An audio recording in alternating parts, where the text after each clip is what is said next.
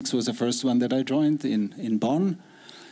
Some faces I've seen since the beginning, but there are also many, many new faces, and I'm very happy to see how the movement keeps going strong, how new people come in with new ideas, new tools, new instruments.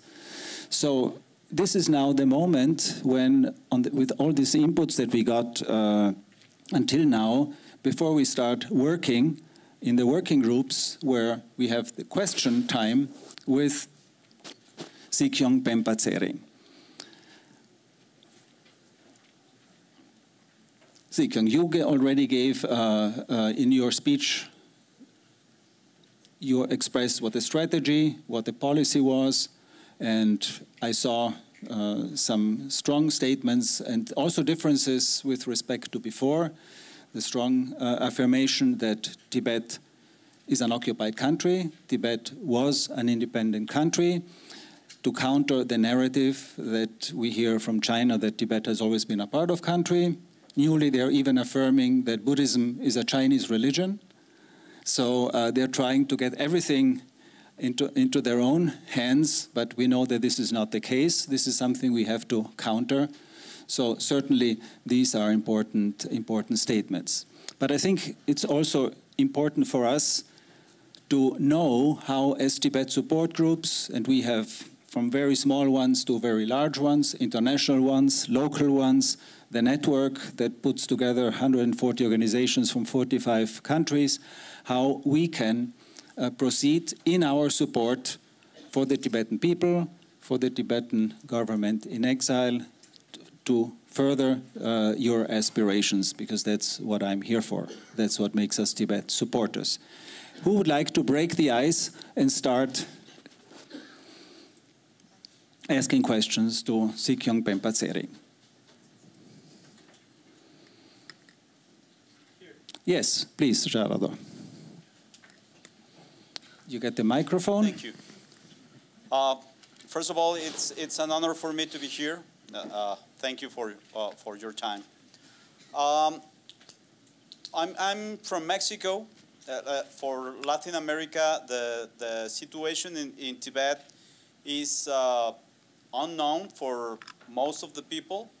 So how do you recommend or what would be your approach now that you visited Latin America to make the Tibetan movement known to people, or how do you recommend the Tibet support groups in Latin America to continue this inform about the situation in Tibet?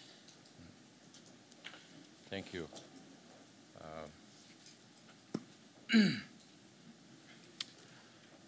In the last, as I mentioned in my opening statement this morning, we visited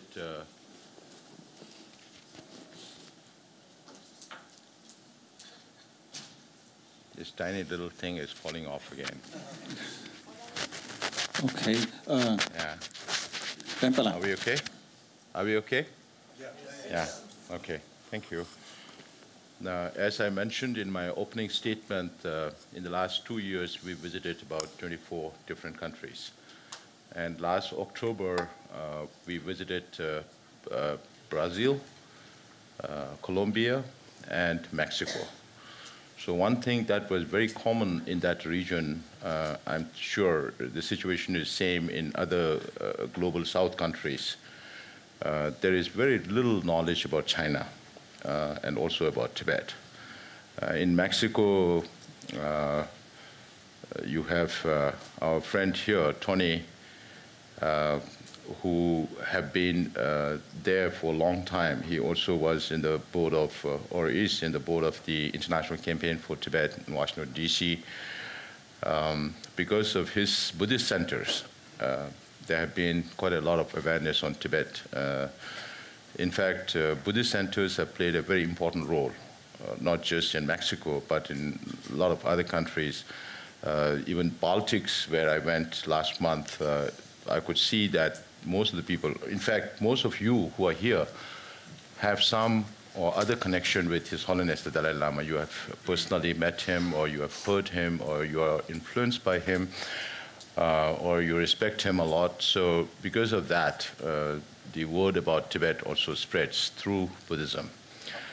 Now, what I have been recommending in Mexico was to form think tanks.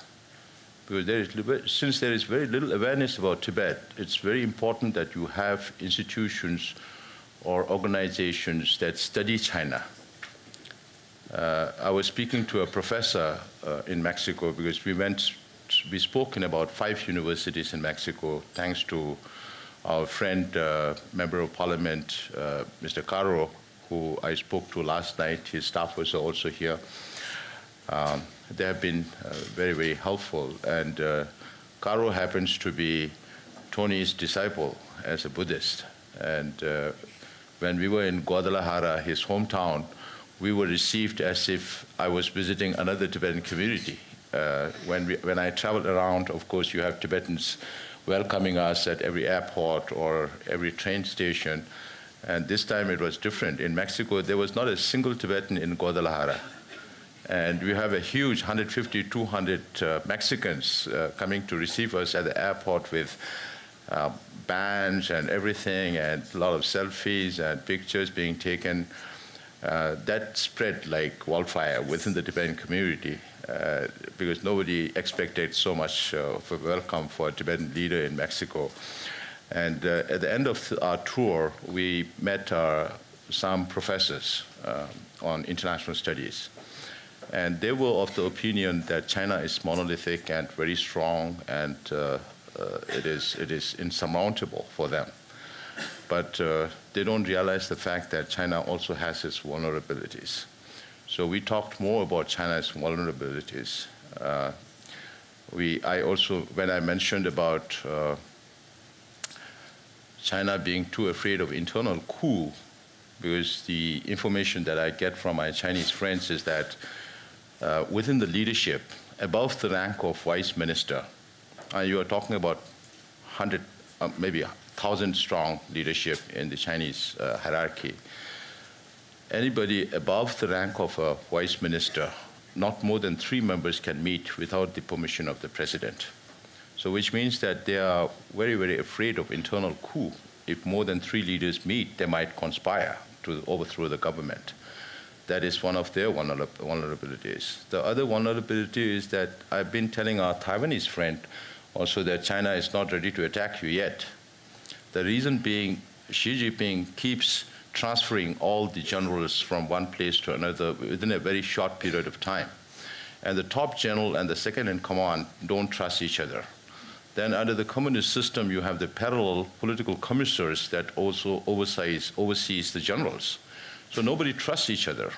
And when you get transferred within a short period of time, the generals don't get enough time to build better relations with the cadres. So which means that there is no synchrony in the Chinese army. Maybe it's good for Xi Jinping to control the army to make sure that there's no military coup against him, but that's not enough to fight a war or, for that matter, invade Taiwan and face the wrath of the free world. Then also the third point, that China is the only country that spends more money on internal security than external security, is itself manifests a deep distrust between the rulers and the ruled. So these are certain vulnerabilities. When I was speaking to the professor, he was taken aback. He said, I thought China is too monolithic to be broken up in a short time. And then I think the previous panel, Hadion also was mentioning about the economic downturn that China is facing. If you look at the statistics over the last 30 years from 1991 to 2001, China's GDP growth was average of 10.5%. Sometimes it went up to 12, 13% also. But during the last 10 years of Xi Jinping's presidency, the average GDP growth has gone down to 6.7%. And last year in 2023, they were talking about a GDP of 5.2%. Even that number is suspicious because it's coming from the Chinese government. So aside from the macro level economics, then you also have the property market downturn in China, where the Chinese government, of course, the companies like Evergrande filed for bankruptcy in the US stock market. The Hong Kong court very recently passed an order for the liquidation of Evergrande.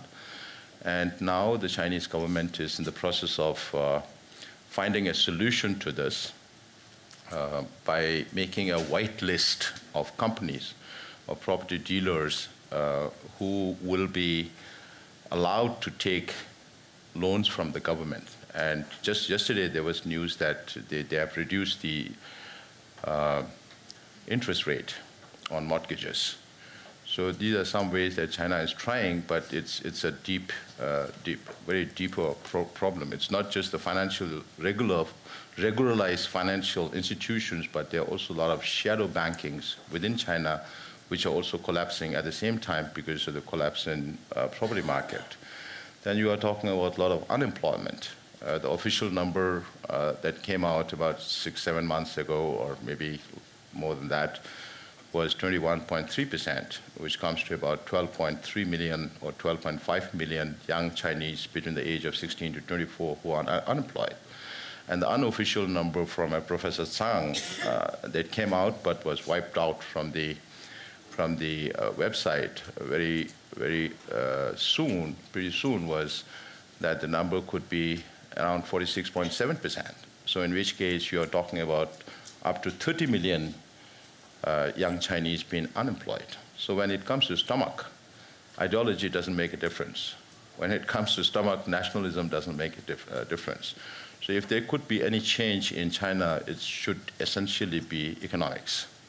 So I was telling the Europeans also that your trade balance, of course, it is a serious problem with the European-China trade. I think Wanda Liang also raised that during her visit to China. And if you look at the 2021 number, the whole of European Union, the 27 countries altogether, buys about $600 billion worth of goods and services from the Chinese government, from China, and they export only 200 billion. So which means you have a trade imbalance of 400 billion every year. That is also one talking point for the European leadership, that if you buy more from the Chinese, then you are also sustaining Russia's war in Ukraine, because China gets that much extra money of foreign exchange reserve, which they splurge it on military, which they splurge it on Belt and Road Initiative, on space technology, on quantum computing, and all those high-end microchips which they want to acquire and which the free world considers as a threat to them. So these are certain things I think we have to make the world know that China is not as strong as it is seen to be. Then you also talk about the bankruptcy in the rural governments. They spent too much during the pandemic years that they don't have enough money to spend right now. And you hear some strange stories.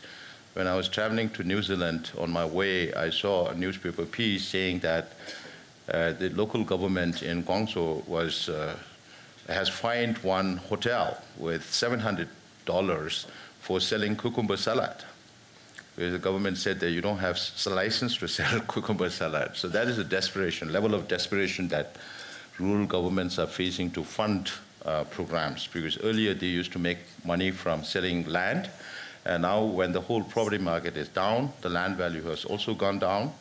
So these are some of the things that we have to make people aware. And I also mentioned the fact that the dead economies that Chinese government creates through the Belt and Road Initiative. We have a friend here from Chile, and Chile is also part of the Belt and Road Initiative. In Europe, Italy, after Prime Minister Meloni came into the office, they decided to back down because they realized that it's not benefiting them anymore. So if you look at from the contest from the Chinese government in the South China Sea, And then if you come through the Malacca Straits, then Cambodia is almost 40% in debt with China, almost. So they have taken over part of Sihanouk port. Burma, of course, has, because China is the biggest bully in the world, and there are smaller bullies like Burma. And Burma also has offered Cocoa Islands to China, from where they can surveil the whole of Bay of Bengal, which is a serious security threat to India. And Sri Lanka last year went bankrupt, and they, at one time, they didn't even have paper to buy papers for children's education, examination. And now they have, the Chinese government has taken over the Hambantota port because they built the airport and the seaport, and they have taken over the Hambantota port, which is also, again, a very strategic point. And then China has taken over Gwadar port in Pakistan, in the south, or the Balochistan. Gwadar port is being connected through the Pakistan-China economic corridor, where China is spending $60 billion to build that. And there have been a lot of restructuring in the loans, so that may have come down. But it gives access for China overland through East Turkestan, to Tibet, to Pakistan, to Gwadar, which gives them access to the whole of Arabian Sea. As we speak, influence of China over Maldives is increasing. Maldives Prime Minister has said that the Indian Army should move out of Maldives by May 10th, a few months from now. So all these things are happening. Just last month, there was the Iranians fired a missile in Pakistan against what they called as a terrorist outfit. And then Pakistan also fired back. And then China was the only country who knew these countries, Pakistan and Iran, which are, again, smaller bullies in the subcontinent. So they fixed the matter in 1 week. That is how China is trying to play the peace broker. And earlier than that, a few months earlier, China had this diplomatic coup of getting Saudis and Iranians together. So China, of course, is flexing its muscles. But then again, I keep saying, if there is anything that can bring China on its knees, it's its economy. It need not be violent. If you give more arms and ammunition to Ukraine, Ukrainian people have to fight. And then they lose their lives, including maybe Russians. So we are, as nonviolent people, as people who are fighting for a negotiated solution through nonviolence,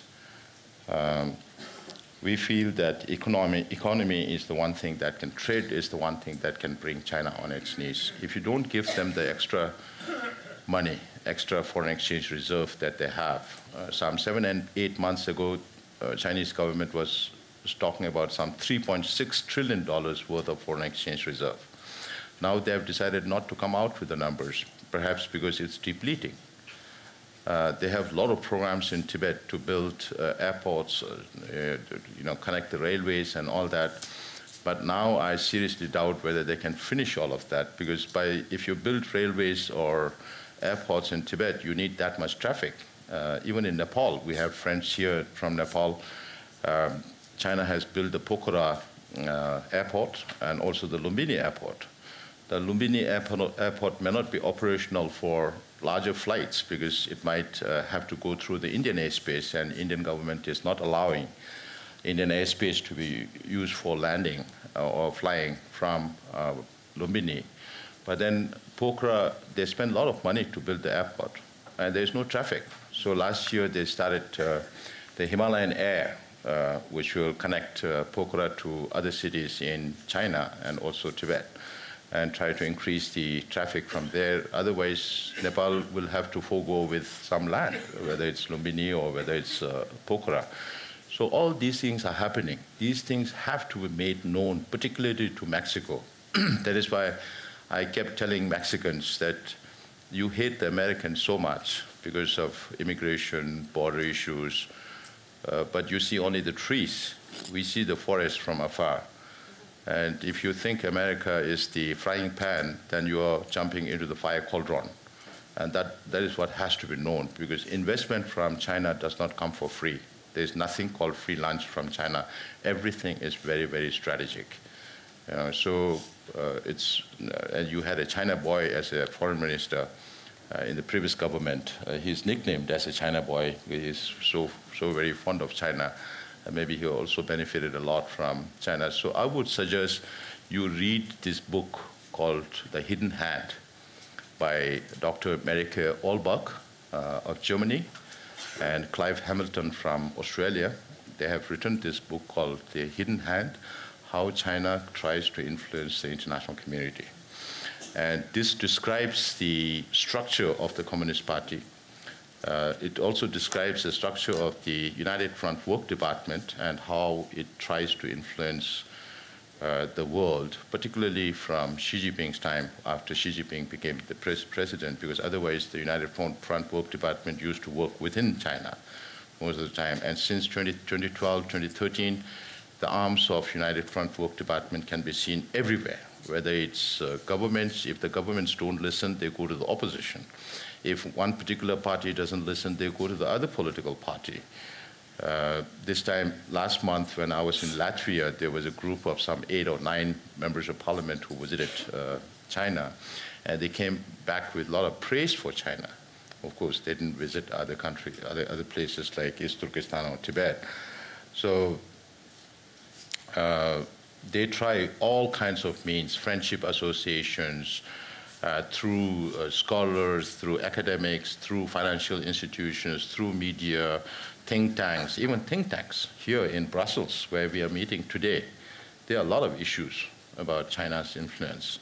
There was also a Qatar Gate here. Now that has sparked a lot more controversy within the European Union, and there are a lot more things happening in terms of this morning.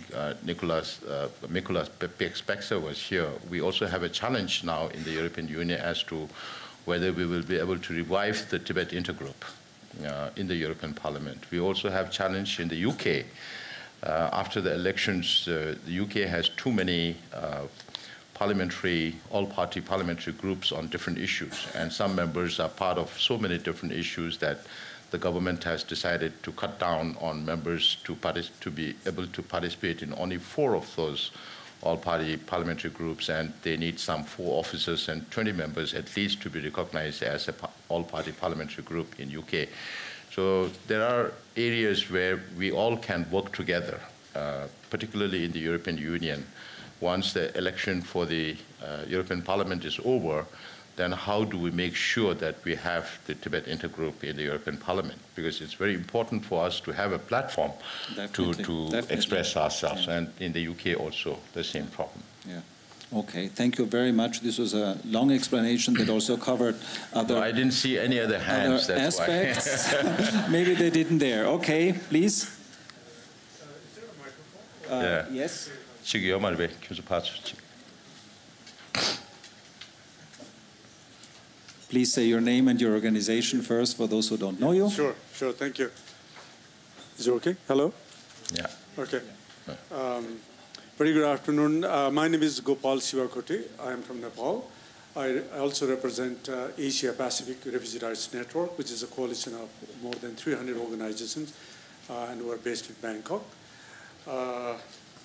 I can't agree more with His Excellency Sikyong Penpa Tsering. Yes, the problem, the complications are there with regards to how China's high-handedness has a looming effect across the globe, actually, and the neighbors, the closest neighbors have been, I think, are going to be victimized more rather than getting benefit in comparison to how the systematic or the system is, working as China's policy in different forms, right? So, but here this afternoon, I'd just like to draw the attention on a slightly different topic of how we can best engage with China's regime using climate action as a tool. Because the issue of climate change and disaster and displacement is an issue of common concern, and it is an issue of critical concern for everyone, right? So this is the high time that the Himalayas, as our former speaker Martin also mentioned in greater detail about how it is impacting the third pole and its kind of reckless ramification in terms of the impact not only in the neighboring countries but also mostly the South Asian countries, because more than 10,000 rivers and different skills are snow-fed. So you can always imagine the impact of what happens in the Hindu Kush Himalayas, in another 75, 76 years. There is a report produced by ICMOD. It is an intergovernmental agency based in Kathmandu, headquarters in Kathmandu, that it mobilized more than 300 scientists and brought out a comprehensive graphical report which says that in another 76 years, typically, the 1/3 of the snow in the Himalayas is gone forever. Even we will have any kind of climate action or any kind of positive intervention, but 1/3 is gone forever. If we don't do more, then probably more than that. Maybe half of the snow will be gone, and maybe in another 200 years there will be no snow at all. That means, who is responsible for that? We need to bring someone who is responsible, the culprit. We must hold accountable. And based on what is happening around in Tibetan plateau, in terms of mega construction of road and railways and all kinds of transportations, mining, everything, I think that dams. Yes, everything that is contributing, for rapid snow melting. So I think the UN agencies also should, start talking about, like for example, UNESCO can talk about conserving the heritage sites, everything, the culture, everything. Agencies like UNEP, I think, should start talking to the Chinese regime with regards to environmental protection and conservation. And it should be part of the UNFCCC co-process as well as IPCC, because the destruction which is happening there it's a big challenge not only for us but also for the future generations to come. And South Asia, that part of the ecological reason is going to affect the most. So we have the responsibility and we have the urge, to raise our common concern and express solidarity to those people who are likely to be affected due to the so-called infrastructure development or Belt and Road policy or whatever, because so climate is an entry point, is a very soft entry point for everyone to engage with the Chinese regime, because it is also for the future generation of the Tibetan population. Today they are out of country, but you never know, tomorrow, in another 10 years, 20 years, they have to be back. The aspiration is there, the dream project is there. So by the time they reach there, by the time we get there, they would like to see their culture, their, the pristine flora, fauna, and everything there, So I think the whole world community should emphasize on preserving the environment and culture and everything. Thank you. Thank you. Thank you. Thank you. I agree with you. But unfortunately, with China, they use everything as a leverage for bargaining on other issues, even political matters. When it comes to Ukraine, they tell the European leaders that Ukraine conflict cannot come in the way of better relations between China and EU, whereas Ukraine is a matter of deep concern for the Europeans. So that's why I keep asking this question as to what message is China sending to the international community, particularly European Union. I was giving this example of Wang Yi coming to Europe last year after he took over from Qinggang, the missing foreign minister. And Wang Yi first meets with President the Chancellor Scholz, the President Macron, and then he meets with Chancellor Scholz, and he meets with Orban, and then he meets with Putin as this Ukraine war was raging. So what message is China sending to, because on the one hand, they want to keep their hegemonistic ambitions in the region. On the other hand, they need the market. And they want both of it. Even with India, they say, because of their belligerence, we have this problem in the Himalayas, particularly in Ladakh these days. But then Chinese government is now telling the Indian government, the border problem should not come in the way of our better relations. But when it comes to environment, as you say, the climate change issue, which is a huge issue for not only for Tibet, but for the whole world, then again, it becomes an issue of leverage, because China likes to project itself as a champion of environmental protection. They think that of course, they produce the largest number of solar panels. Even India cannot do without parts from China coming in. And Dolkun here also mentioned about some, I don't remember the exact percentage, but some 47% of the inputs on solar panels are coming from East Turkestan.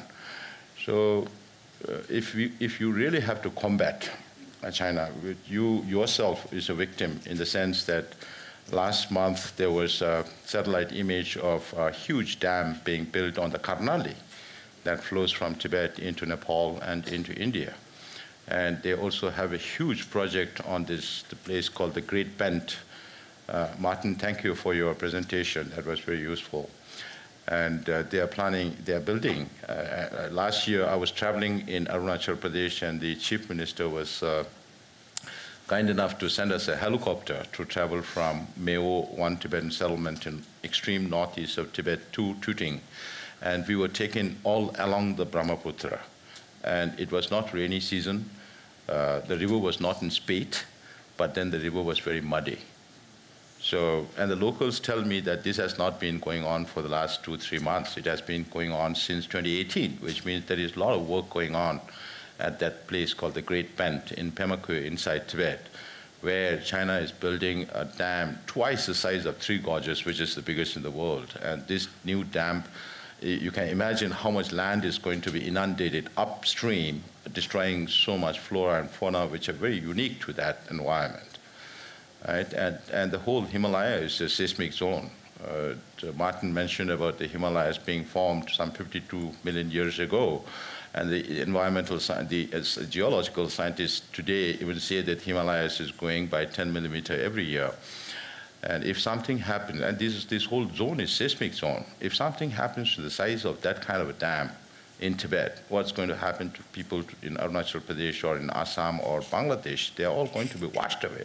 It's going to be catastrophic. If you count the number of dams on the Mekong alone before it reaches the next country, you're talking about some 32 different dams of different sizes on the Mekong alone that flows into Laos, Cambodia, Burma, Thailand, and Vietnam, into 5 Southeast Asian countries. So the challenge is, will these governments wake up to the reality and face China up front on climate issues?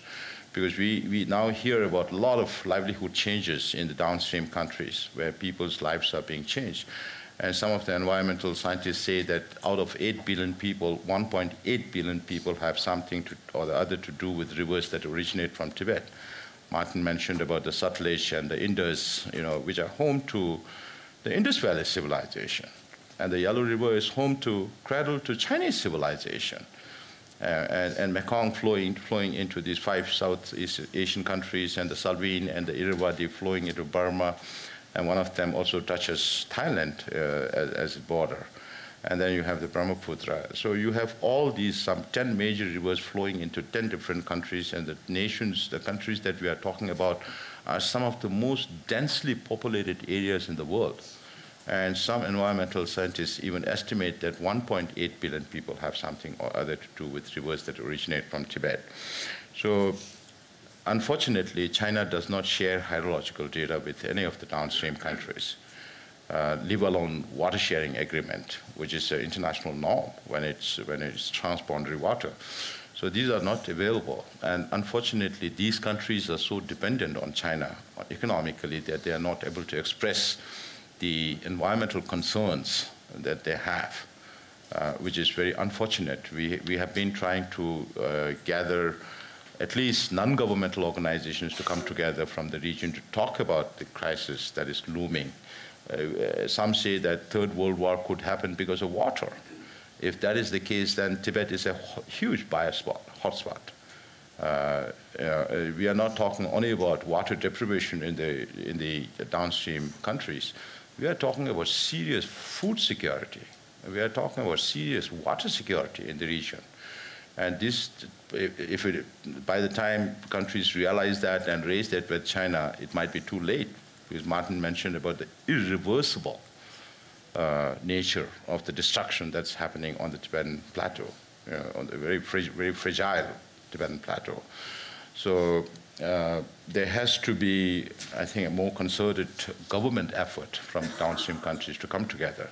And you, as a citizen of Nepal, and with your connections, network in the region, can take some leadership role in getting at least the non-governmental organizations first, and then try to push the governments to work or to express their concern to the Chinese government. And that would be the only way to go forward, because NGOs alone don't have the power to negotiate with the Chinese government.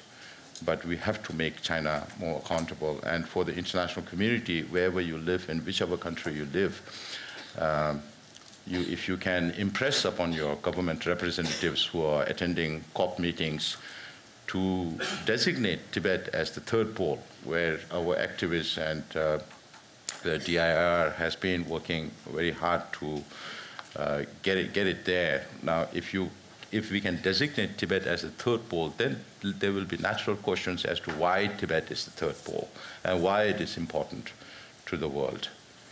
So I think we have to take step by step to address these concerns. Thank you. Thank you very much. This was very, very informative. Yes, please. And you, sorry, just before, I just want to say one more thing about the UN agencies, because Dolkun also referred. We consider United Nations as one of the most undemocratic institutions in the world. And if I have to repeat one of the statements of my predecessor, then United Nations is like a human body without arms and legs. And today, you know that UN is majorly funded by China, and you have so many gongos. Gongos, if you have not heard, is government-organized, non-governmental organizations. So representing China at the UN level, and we don't even have accreditation as an ECOSOC. We're working towards that, but we always have to piggyback on some other NGO to express ourselves. So this is the condition that we are in, but we are discussing with other countries to see whether there will be possibilities for some Tibetan organizations to get ECOSOC status. So UN is definitely an international body, but right now it is very much under Chinese influence. Please. Thanks for this addition. Please. Say your name and your organization, please. Yes.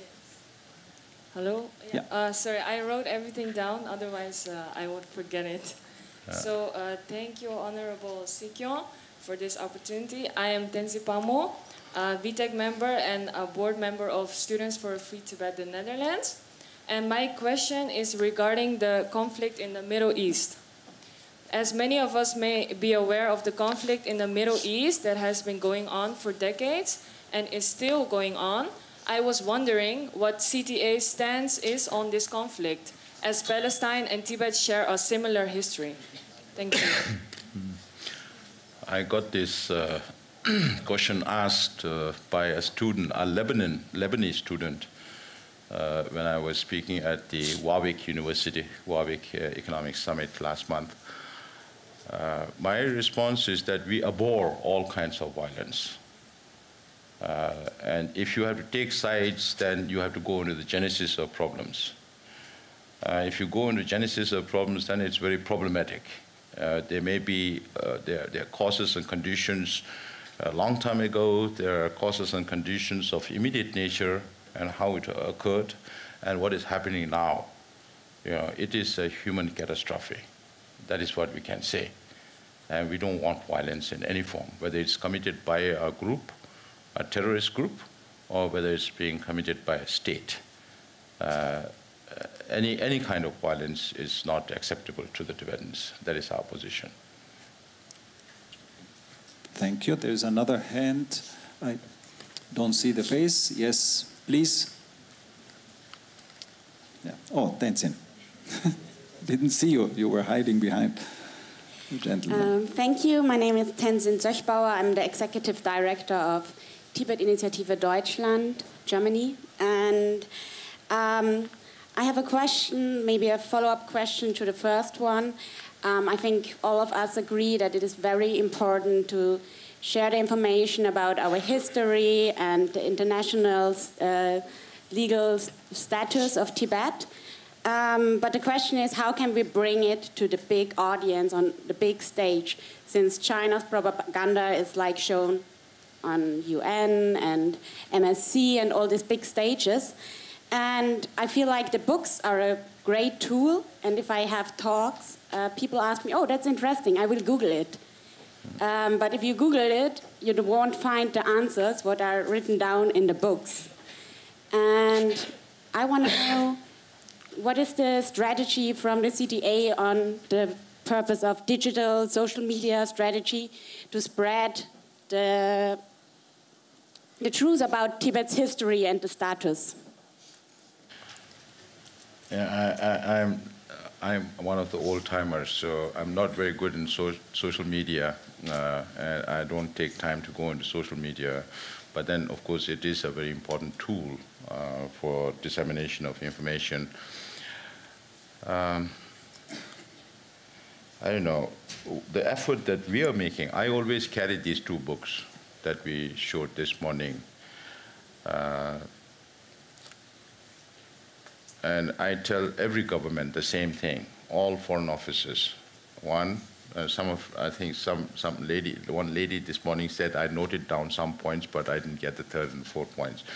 The reason, I said 4 reasons why we are talking about Tibet's history. Okay, one is to send a message to the Chinese government that they cannot distort Tibetan history. The other one is for the international community to read and understand Tibetan history and then make a statement. Just for some economic benefit, you can't parrot what Chinese government want you to say. So that is why we offer them these books and ask them to read and then make a statement. And the third thing is for the Tibetan community themselves. If the Tibetans don't study Tibetan history, no one else will. So then there will be no more legacy for us to hand over to the younger generations, which are becoming more dispersed. Our compact community, one of the challenges that we face in the diaspora community is the dispersal of our youths from the compact communities in India and Nepal. But the advantage is also that you find youths in so many different countries, now more than 25 different countries, and they could be the best advocates for Tibet. And the fourth reason was that since we have independent advocates and middle way advocates within the Tibetan community, then I see no reason why we should be arguing with each other. We are not seeking independence from each other. If we are seeking independence from, if the independence advocates are seeking independence from China, and the middle way proponents are also seeking some kind of autonomy from China. So one thing that is common with independence advocates and autonomy advocates is that we have to prove the historical status of Tibet as an independent state. So it's not just talking the talk. I think Tenjula this morning mentioned about the ICT's close working relationship with the Office of Tibet. Namgyala is here. I have always been of the view that we all should work together because our resources are very limited, both human and finance. So we came out with this strategy that independence advocates and middle way advocates and work together to prove that Tibet was an independent, historically an independent state. So since we took over, the pandemic was raging, so there was no way we could travel around the world. And the first time I managed to travel was in November 2021 to Switzerland and to Italy. And from that time onwards, we have been proposing this new strategy of the Central Tibetan Administration to bring some focus on the historical status of Tibet. And then we established our formal relations with the, of course, online discussions were there with the State Department in the United States, because the United States is the only country that has a law on Tibet. And that's also favorable for to bring some changes because, as Angela mentioned, we have both bipartisan and bicameral support in the United Nations. And Richard Gere also has been very, very kind to accompany us all through our visits to Washington, D.C. and our advocacy work at the Hill. So in April 2024, that's one way of working, how to devise strategies. In the United States, we have a very friendly leader like Nancy Pelosi. So she has always been there, and a huge asset for us to meet with her and her friends in the Congress. And we meet the Office of Tibet, the International Campaign for Tibet, and whenever we are in that part of the world, we join them in strategizing as to what we need to do through this year. And three things we came up with. One was when I went in April 2022, one thing was to organize the World Parliamentarians Convention on Tibet. Our honorable speaker is here, and it's done under the auspices of the Tibetan Parliament in Exile with the support of the administration. And the other thing was to organize a testimony in the Congress. And the CECC, the Congressional Executive Commission on China, was a platform for that testimony. We had Michael Van Walt, Professor Lau, and Tenzin Namgyel Tengtong, and ICT chair, one of the board members of ICT, an American. So 4 of them testified for the first time in the US Congress about the historical status of Tibet. So this is one thing that we can push with other governments. Professor Lau was also in UK last month. And he and Michael both were there in Estonia, where we had an informal hearing in the Estonian parliament about the historical status of Tibet. So Professor Lau is quite aged, but he is very much willing to travel, and he doesn't charge anything. He pays for his travels to make sure that he is not blamed for any economic gains from writing that book. So Lau is very much available. Michael is also available. This time, this may be the first time that he's not attending an International Tibet Support Group conference. Otherwise, he was there all through in all the World Parliamentarian Conventions or Tibet Support Group conferences. So now, since then, it moved, and then the people in the relevant departments met with His Holiness, and in May and till October, it was getting stuck. So last year, when we were there in October in US, we managed to unknot the knots that were created by some departments, and then it started moving. It was marked up for November 16th, but then it had to be moved to November 26th, where the House Foreign Affairs Committee unanimously passed this decision. And on January 15th, after the Christmas holidays, ICT and Office of Tibet and many advocates for Tibet in the United States, including the Tibetan associations, lobbyists, members of ICT who wrote to the Congress people to support this bill. So it is a concerted effort by everybody in the United States to get this bill passed with a supermajority in the House. Even those who were against, the 27 members and another 11 or 12 members who abstained, some of them were co-sponsors. So yes, now we have reached halfway there. And as Angela mentioned this morning, now we have to push it in the Senate, where the situation in the United States is not very good. You have the elections coming up, and we don't have too much of a window to push this bill. So hopefully in the next 2-3 months, we will work much more harder to get it passed in the Senate. And then once that is done, I think Sheriff Tsering also mentioned about our meetings in Canada. But unfortunately, half of the world is going through elections this year. There may be opportunities, and there may also be roadblocks for things to move. But we did lay some groundwork in Canada. Once this gets passed in the United States, then the first nation that we would approach would be Canada. And then, of course, we have also raised this matter with other countries in Europe. Let's see who has I don't want to use the wrong word, but who has the courage to take this up in their national governments. And particularly in Europe, the Western Europeans are not very concerned about human rights or the direct threat to their democracy and their values and freedoms. But the Baltics have experienced what we are going through now. But I was a little bit taken aback by Latvia when I visited the Baltics. So we had some good discussions with the foreign ministry, and I've been being very, very forthright. I don't want to beat around the bushes. We also have our friend from Finland here. I was quite harsh with the foreign ministry, and our lady here says that you spoke like a Finnish person today. So that was good, because if I had got my message through, then that's good. So let us wait for the U.S. Tibet Resolve Act to get through. And you younger generations and the non-governmental organizations, they can work on different tools, how to spread this message of history.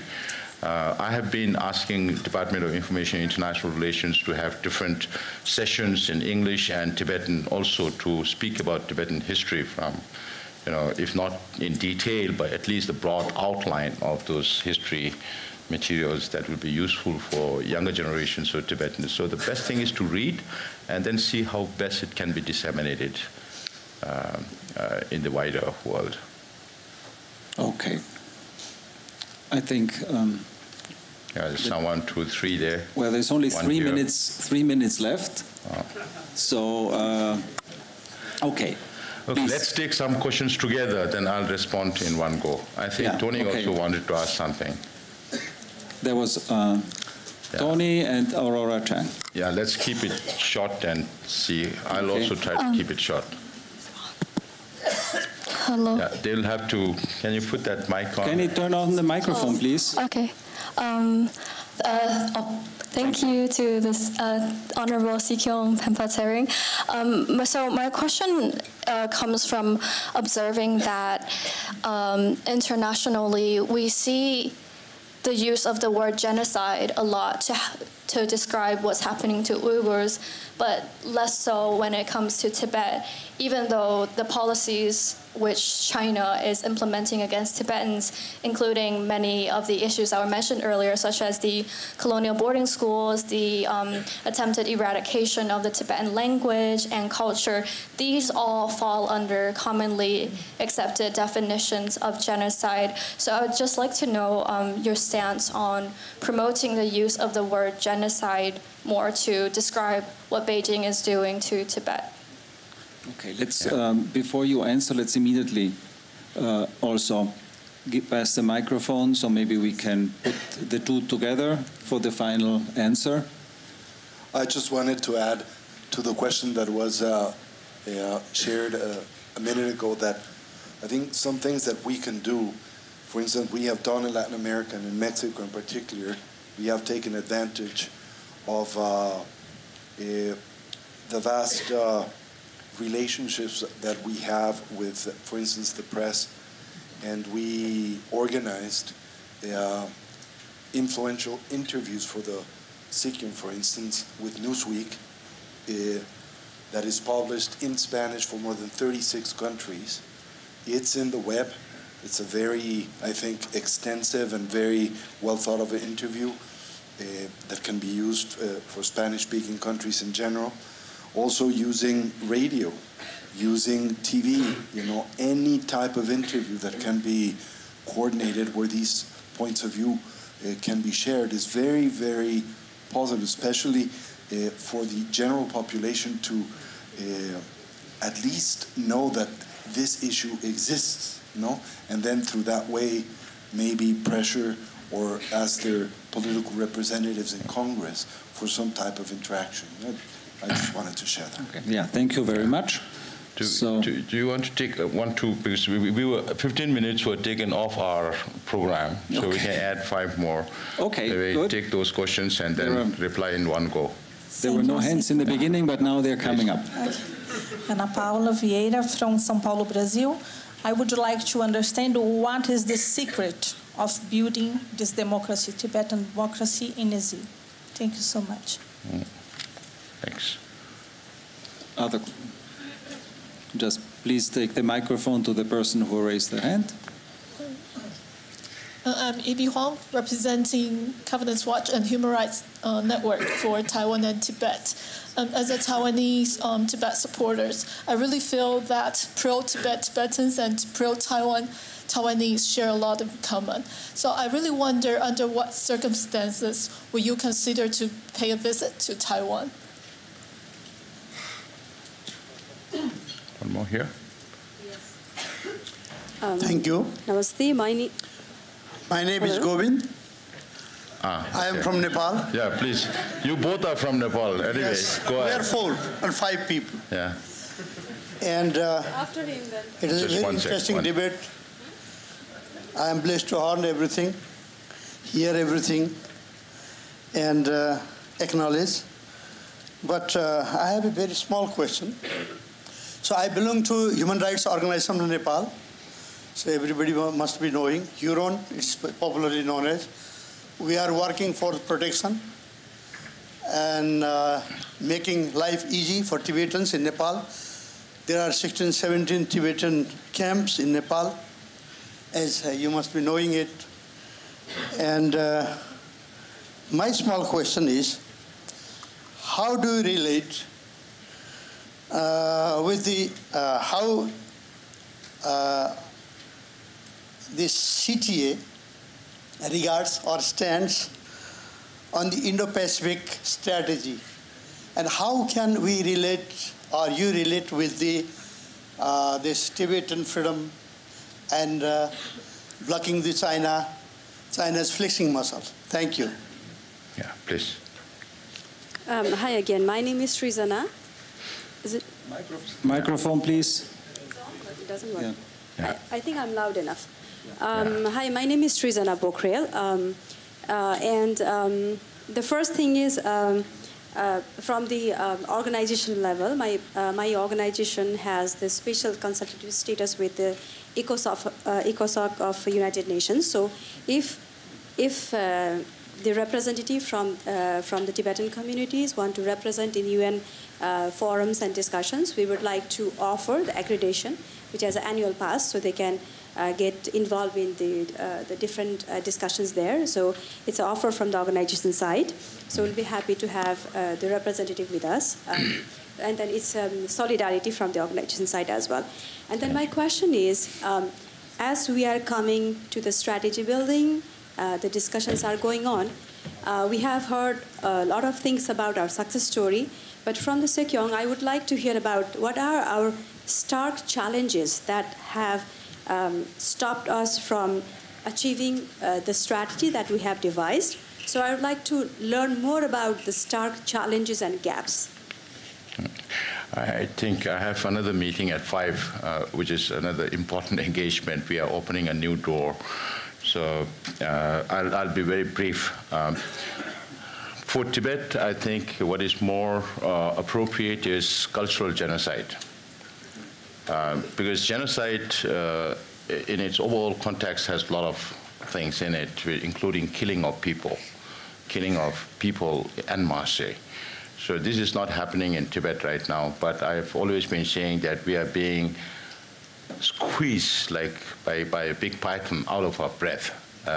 Language, culture, religion, environment, way of life, everything. And all these are related to culture. So for Tibet, it's more appropriate to use cultural genocide.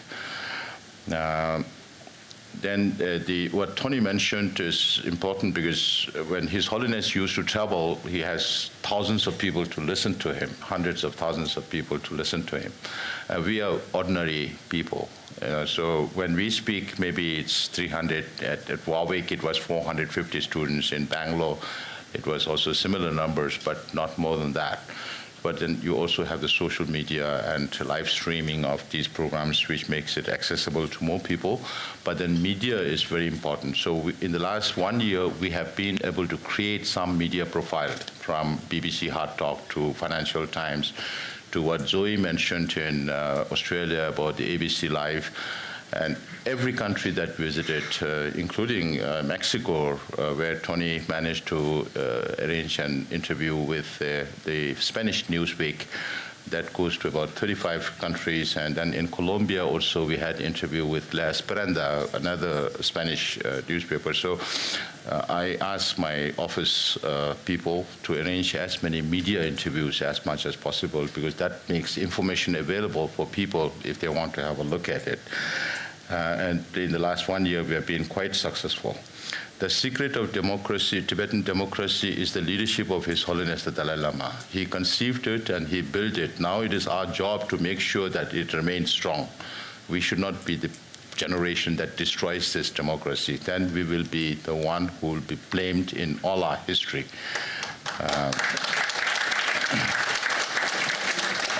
Tibet, Taiwan, I'll just keep it very short. One time, our Taiwanese friend came to meet us in Dharamsala when I was a speaker, and they said, how can we get Taiwan and Tibet together? If His Holiness is reborn in Taiwan in his next life, then we can combine the two issues together. Just joking. Anyway, Taiwan is a democracy. Tibetans also practice democracy in exile. In fact, we are the only diaspora community with a democratic structure. As I keep teasing Dolkun all the time. He can go everywhere to advocate, because he doesn't have to be answerable to a parliament or the public. But whereas we have a democracy, but the other side is that it takes time to manage the democracy. So we spend about 5-6 months in a year to manage the democracy, and then 5-6 months in a year for advocacy.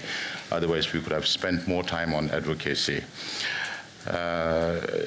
The human rights situation, the Tibetans in Nepal, the Indo-Pacific state, that is an interesting angle, because I met a think tank in Canada, and he was also asking me, why can't we not include Tibet in the Indo-Pacific strategy? Because that has a lot of, because China is part of the whole larger Indo-Pacific strategy, so why can't we ask governments why Tibet does not fit in that Indo-Tibetan strategy? And that's a question that I've been also thinking over, as to how do we put it in the context of the interests of those nations who are developing, who are yet to develop in the Pacific strategy. Because in Europe is just waking up to the reality of China. They're taking baby steps in understanding China.